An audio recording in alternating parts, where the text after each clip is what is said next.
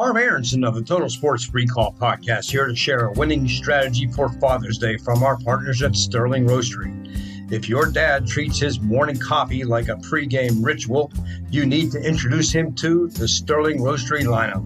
This isn't that stale, over-roasted stuff sitting on our grocery shelf. Sterling roasts their beans multiple times a week for unbeatable freshness. The smart play? A coffee subscription. He gets to choose his grind, from French press to espresso, and his favorite roast depth. It's a world-class lineup of Java that shows up like a reliable veteran on a perennial powerhouse team. Go to sterlingsoap.com and set him up. He'll thank you with every cup.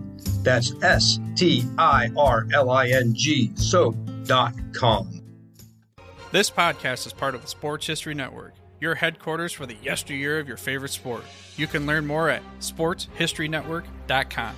Hello, sports fans, and welcome to another edition of Yesterday's Sports on the Sports History Network. Today, we're going to talk a little bit about NBA basketball. I don't normally do too many podcasts on basketball, so I thought I'd switch things up a little today and talk about the 1972 Los Angeles Lakers. From 1949 to 1954, the Minneapolis Lakers won 5 NBA titles. They reached the finals again in 1959, but lost to the Boston Celtics. The Lakers moved to Los Angeles before the start of the 1960-61 season. They reached the NBA Finals again in 1962 and 1963, but lost to the Celtics both times. They also lost to Boston in 1965, 66, 68, and 69. In 1970, they lost to the New York Knicks. From 1955 to 1971, the Lakers made the postseason every year except in 1958. But they did not win an NBA title. Would 1972 finally be the year? Many doubted it. For starters, forward Elgin Baylor, widely regarded as one of the NBA's best players, retired 9 games into the season. Center Wilt Chamberlain was 35 years old, and while still dominant, he was showing signs of slowing down. Guard Jerry West was 33 years old and returning from a torn knee ligament.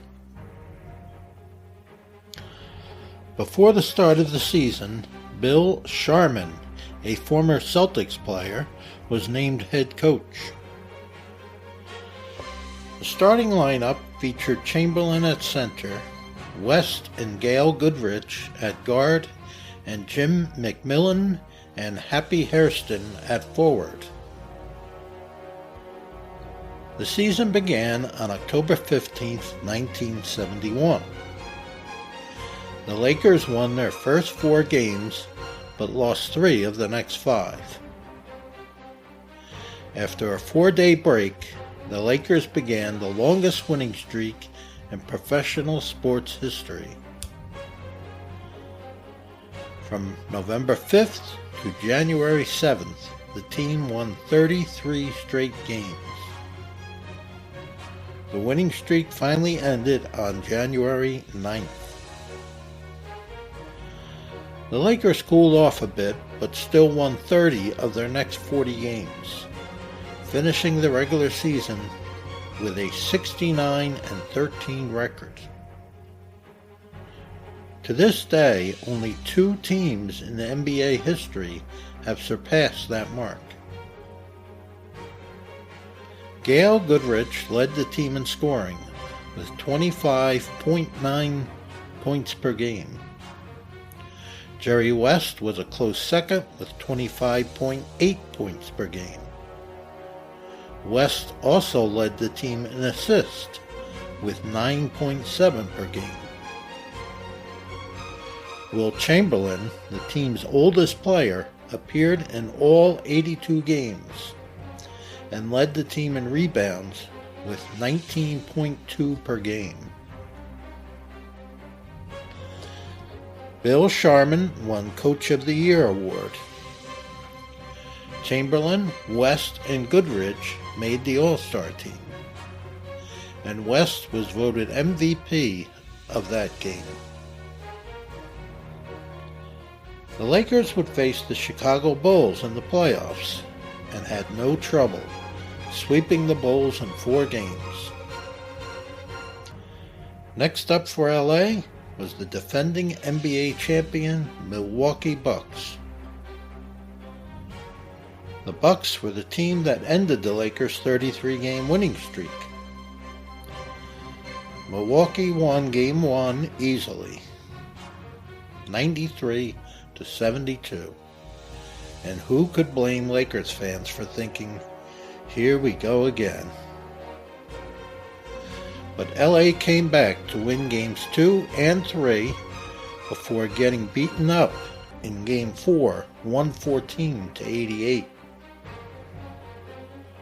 The Lakers won a laugher in Game 5, 115-90.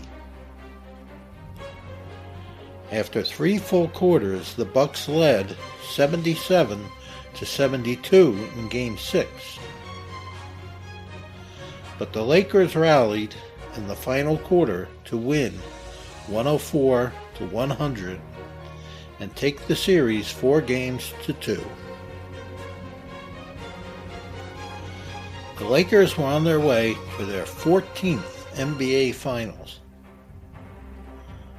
Their opponent was the Knicks, the team that had beaten them in the finals 2 years earlier.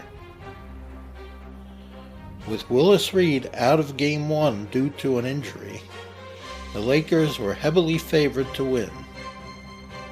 But Reed's replacement, Jerry Lucas, scored 26 points. The Knicks won easily, 114-92. Many Lakers fans left the Forum early, and who could blame them? After all, the Lakers were 0 for 8 in their last 8 appearances in the NBA Finals. Would this be yet another collapse? LA won Games 2 and 3 without much difficulty, but Laker fans didn't want to get their hopes up. They had been through this before. Game 4 went into overtime. Chamberlain was 1 foul away from fouling out, but he stayed aggressive and blocked several shots by the Knicks. The final score was LA 116, New York 111.